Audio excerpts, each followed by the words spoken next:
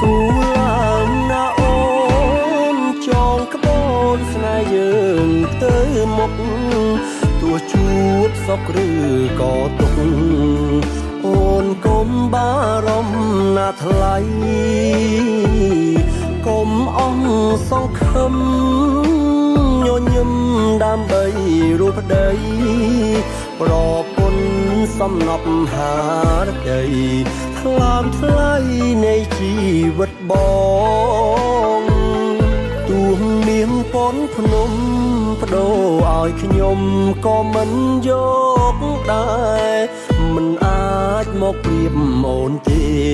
ភរិយាដ៏ល្អរបស់បងគ្មានស្រីណាអាចមកព្រៀបស្មើអូនទេស្នេហ៍ស្នងជាម្លប់នៃបេះដូងបង